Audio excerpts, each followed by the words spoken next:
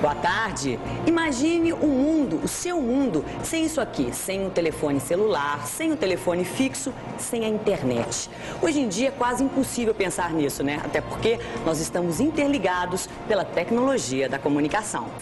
E aí nós escolhemos o lugar ideal para falar sobre isso, que é o CPQD, o Centro de Pesquisa e Desenvolvimento em Telecomunicações, até porque parte da tecnologia que o Brasil usa hoje, que o mundo usa, saiu aqui das mãos de pesquisadores do CPQD, que desenvolvem projetos para governos e também para empresas particulares. E a história do CPQD, ela começou antes mesmo da história da IPTV. Vocês veem aqui, ó, a maquete mostrando o que é o CPQD hoje. Ele surgiu em 1976. E veio aqui para Campinas exatamente para ficar perto de um outro centro forte de pesquisa, que é a Unicamp. Aqui no CPQD está o laboratório que desenvolve a tecnologia que permite às empresas de telefonia, as operadoras de telefonia, funcionarem bem. Aliás, vendo de cima, vai dar para vocês terem uma dimensão melhor de tudo isso que nós estamos falando aqui.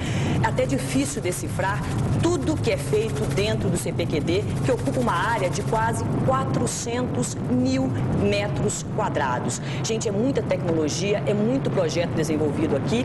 E esse espaço todo, 400 mil metros quadrados, dedicados ao conhecimento. Um conhecimento que você também faz parte disso, um conhecimento que a gente não pode deixar de lado, a gente precisa estar integrado a isso, até porque, não é, Viviane, você passou aí esses dias todos acompanhando bem esse assunto, né?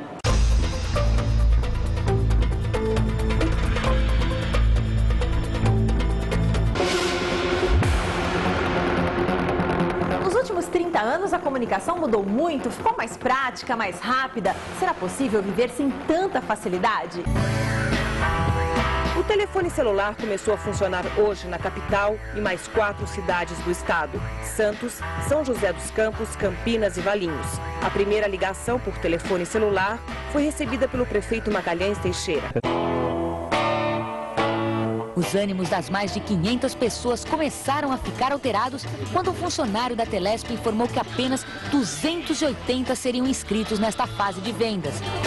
Como a confusão aumentou ainda mais, para acalmar, a Telesp resolveu cadastrar todas as pessoas que estavam na fila e garantiu que elas terão prioridade nas próximas chamadas de compra de telefone celular. E quando você compra o seu primeiro e você percebe como ele resolve muito rápido um monte de coisa, você não consegue mais ficar sem.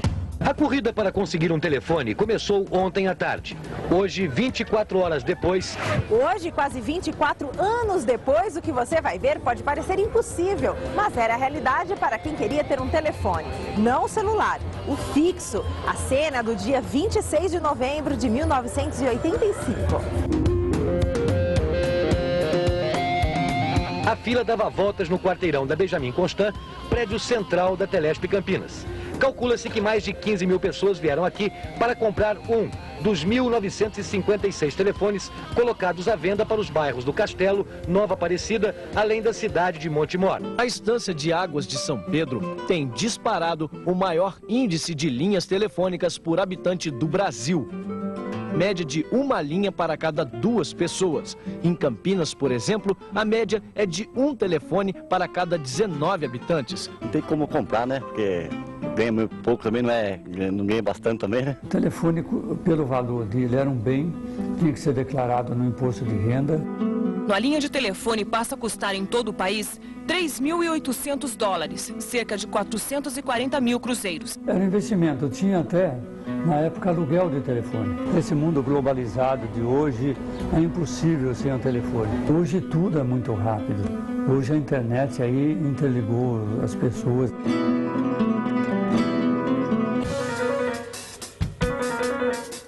Júlia é de uma geração que não conheceu a comunicação difícil. Desde os meus 5 anos de idade eu já pedia para minha mãe assim colocar na internet, alguma coisa assim. E como seria ficar sem tudo isso? Ficaria triste. Então, como pensar em viver sem telefone, sem internet? Eu estou em Rio das Pedras, vim aqui até a Escola Municipal Imaculado Greco Civolani para mostrar a dificuldade que 300 alunos têm com a falta da internet. Aqui até existem os monitores, mas no momento até muitos deles estão sem a CPU, foram levadas para manutenção, né? Agora, independente disso, eles também têm muita dificuldade com a internet. A escola fica muito próximo da zona rural, né? E a internet aqui apenas discada. Com uma conexão que não é segura, né? Ela falha muito, não há como os alunos terem essa internet como uma ferramenta eficaz de apoio ao ensino. E isso vai na contramão de tudo que está acontecendo hoje no mundo. A diretoria da escola, inclusive, fica muito preocupada com isso, né? Agora, olha só aqui. Alguns dados, aproveitando até que eu estou numa escola, né? Vamos mostrar aqui alguns dados que mostram como o avanço foi rápido, estou usando o quadro aqui, né? Mostrando como o avanço foi rápido da internet nas escolas. Por exemplo, hoje em São Paulo, estudados da Secretaria Estadual, 5.300 escolas estaduais têm ligação com a internet. Isso de acordo com a Secretaria Estadual e representa o número total de escolas. E são 5 milhões de alunos. Aqui nessa escola onde eu estou, é uma escola municipal, e por isso a responsabilidade seria do município. Nós conversamos com a prefeitura, disseram que existe um projeto para instalar a internet aqui, mas ainda não há um prazo para que isso aconteça. Agora, veja só, se hoje todas as escolas estaduais já têm internet, olha como isso andou rápido. O primeiro projeto federal para colocar a internet nas escolas, ele apareceu em 1999, há 10 anos atrás. Hoje, por exemplo, no estado como São Paulo, todas as escolas estaduais já têm a internet. E só por curiosidade, a primeira escola que teve internet através desse projeto federal foi em Vila Velha, Espírito Santo. É lógico que antes disso, muitas outras escolas podiam ter internet, né, por outros programas que não fossem esse do governo federal. E esse é um caminho sem volta, que segue adiante com cada vez mais velocidade, como a gente vê no próximo bloco. E você também vai acompanhar também a evolução e como mudou o celular, como ele mudou em qualidade também, vejam só, em tamanho. Nós já voltamos. De acordo com a Agência Nacional de Telecomunicações, existem 152 milhões de celulares funcionando no Brasil. 8 aparelhos para cada 10 brasileiros. 82% deles são pré-pagos e 18% pós-pagos. Especial em comemoração aos 30 anos da IPTV, que hoje discute a tecnologia da comunicação. Você vê aí imagens aéreas do CPQD, que desenvolve parte dessa tecnologia hoje em Campinas. E este é um assunto que nos persegue há muito tempo, a necessidade do homem de se comunicar. Essa é uma necessidade realmente humana, a gente precisa disso. Antes a gente se comunicava, por exemplo, por sinais de fumaça. Depois os índios começaram a usar os tambores para se comunicar à distância. Na época dos grandes conquistadores, eles usavam um sistema de mensageiros, até o pombo já foi usado para fazer esse tipo de comunicação. Cada um usa os instrumentos que tem. Nós temos, por exemplo, instrumentos hoje como este, o telefone celular, que acaba fazendo de tudo um pouco. Você consegue mandar mensagens, receber mensagens de texto, você consegue acessar a internet, todas as informações disponíveis na internet, mandar e receber um e-mail, você consegue usar o celular para despertar, como despertador, você consegue ouvir música, tirar foto, fazer vídeos e até falar ao telefone. Agora, tem também a possibilidade, gente, de usar hoje o telefone celular. No caso aqui de Campinas e outras cidades da nossa região que já tem o sinal digital, dá até para assistir, vejam só, eu estou ali falando no celular, transmitindo o Jornal Regional no celular. Mais uma possibilidade que hoje o celular permite. E essa tecnologia toda, ela foi evoluindo muito, como eu dizia agora há pouco, em qualidade e em tamanho. Vejam só, como é que a gente consegue imaginar hoje, eu vou pegar um telefone da década de 90, um telefone celular. Olha o tamanho desse telefone celular, não dava, lógico, para colocar no bolso, e até por isso ele foi evoluindo, passou para esse tamanho que a gente vê aqui, e agora a gente consegue encontrar celulares pequenininhos como esse aqui. O celular diminuiu de tamanho, mas aumentou também em qualidade. E antes era um sistema muito caro, às vezes difícil das pessoas terem, e esse sistema foi evoluindo de tal forma que hoje muitas pessoas conseguem ter acesso ao telefone celular. Para vocês entenderem mais ou menos como é que é a tecnologia do celular, ele é um telefone que manda informações via rádio. Ele, na verdade, se integra à rede através de uma base de rádio mais próxima. É mais ou menos uma tecnologia para a gente simplificar para vocês assim. E hoje a gente tem em todo o país 152 milhões de celulares e 25% deste total estão aqui no estado. Viviane, o que poucas pessoas sabem é que todos os modelos de celulares usados hoje no Brasil são testados aqui no CPQD em Campinas. Eles fazem vários tipos de testes, é a única empresa no país que tem o certificado da Anatel, Agência Nacional de Telecomunicações, para fazer esse tipo de trabalho. Eles fazem vários testes, por exemplo, no caso das baterias, eles fazem testes de duração e também de qualidade. Estão vendo aqui algumas baterias que são testadas pelo CPQD. Desde que esse sistema começou, esses testes começaram a ser feitos em 2007, eles já testaram uma média de 230 baterias e essas baterias também, mais ou menos 25%, 15% são rejeitadas, não saem daqui, até porque eles passam por testes rigorosos. Um dos testes que o CPQD faz, por exemplo, é a questão da temperatura, porque se você deixar um telefone celular, por exemplo, no seu carro, no painel, e ele ficar muito tempo ali sob um sol muito forte, ele pode chegar até a 120 graus Celsius. E no final das contas, os testes que são feitos aqui no CPQD, as baterias, elas são expostas a uma temperatura de até 130 graus Celsius, exatamente para garantir a você segurança. Eles fazem aqui também no CPQD testes de radiação do celular e eu volto a reafirmar, é o único instituto que faz isso hoje, a única empresa que faz isso hoje no Brasil e é interessante, portanto, quando você, a partir de agora, pegar um telefone como esse, celular, estiver falando com alguém, saiba que a sua segurança depende dos profissionais aqui do CPQD de Campinas. Daqui a pouco nós voltamos aqui do CPQD, o jornal especial sobre a tecnologia da comunicação, todos os avanços e um desses avanços importantíssimo que nós falamos daqui a pouquinho é a fibra ótica. Ela veio para o Brasil através das mãos de pesquisadores da Unicamp e do CPQD. E também a internet, que une o mundo em segundos e usa caminhos cada vez mais rápidos. 30 anos da IPTV, nós estamos comemorando com jornais especiais, jornais que levam você para os nossos arquivos, fatos, imagens que marcaram a história da nossa região e leva você também a lugares, traz você para lugares como esse que nós estamos hoje, o CPQD, que é uma fonte de pesquisa muito importante da nossa região, para o Brasil, para o mundo. Aliás, muitas vezes acaba passando despercebido para todos nós como a nossa região tem situações, tem pesquisas importantes em Campinas e outras cidades também. Que é um exemplo fantástico disso? A fibra ótica. Ela, na verdade, foi descoberta, o inventor é um físico, foi um físico indiano, mas aqui no Brasil, a fibra ótica ela chegou pelas mãos da Unicamp e também do CPQD. E é uma história que começou ainda antes da IPTV. A fibra ótica é usada no Brasil há 32 anos. Com espessura menor que um fio de cabelo, as fibras óticas estão provocando uma revolução no sistema de comunicações. Só que para chegar a esse ponto, houve muito trabalho e pesquisa que começaram 10 anos antes. Desde 1976, os cientistas da Unicamp vêm pesquisando o uso da fibra ótica na telefonia. E já em 1988, a capacidade da nova tecnologia impressionava. Uma única fibra ótica pode substituir 1.800 cabos telefônicos e pode significar uma revolução no sistema de comunicações do país. E revolucionou mesmo. E com um detalhe importante, a nova tecnologia foi desenvolvida aqui no país, bem na nossa região. Hoje, o Brasil é um dos poucos países do mundo a dominar e aplicar essa tecnologia. Para isso, foi importante a visão de pesquisadores da Universidade e do CPQD, do que seria fundamental no futuro das comunicações. A ótica representa a tecnologia estratégica do futuro para comunicações militares e econômicas.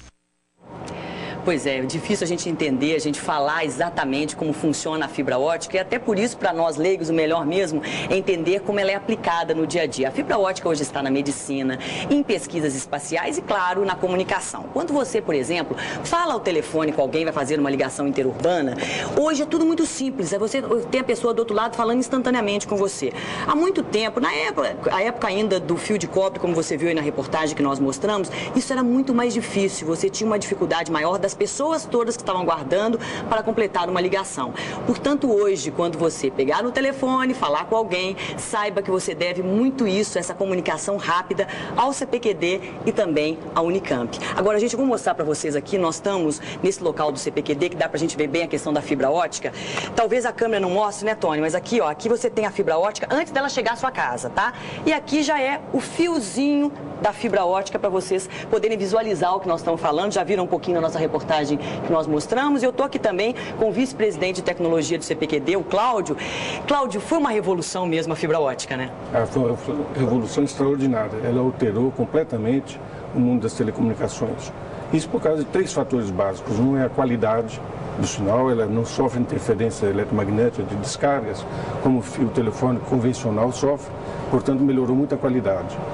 Ela também tem uma capacidade extremamente elevada. Imagine que naquele fiozinho de vidro que você mostrou, que tem a espessura de um fio de cabelo, você pode transmitir milhões de conversas telefônicas ao mesmo tempo. Isso seria equivalente a centenas ou milhares de cabos telefônicos convencionais, impossíveis de serem implantados nas redes das grandes cidades. Um outro fator importante é que ela é um meio de transmissão adequado para transmitir em longa distância. Então isso levou ao barateamento das nossas ligações interurbanas e mesmo internacionais.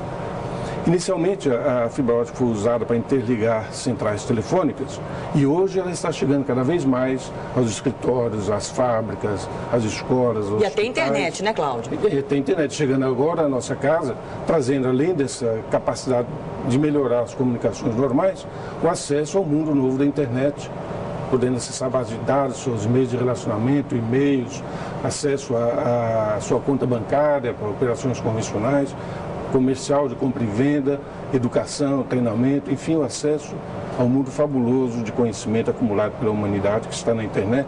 Tudo isso viabilizando a internet do futuro de alta velocidade. Cláudio, muito obrigado por sua presença essa tarde com a gente no Jornal Regional. O Cláudio citava aqui a questão da internet. De fato, hoje, a internet ainda assusta muitas pessoas. As pessoas que não são daquela geração que já iniciaram com a internet, elas não conseguem entender dessa velocidade toda que a internet trouxe para o nosso dia a dia. Até porque, através da internet, você consegue, por exemplo, se comunicar com uma pessoa que está lá do outro lado do mundo, né, Viviane? Só com um toque no computador. Exatamente, Luciane. Hoje tem vários sistemas, o MSN, o Skype e muitos outros que nada mais são do que sistemas que unem correio eletrônico, voz, dados e imagem. E o melhor, é tudo de graça.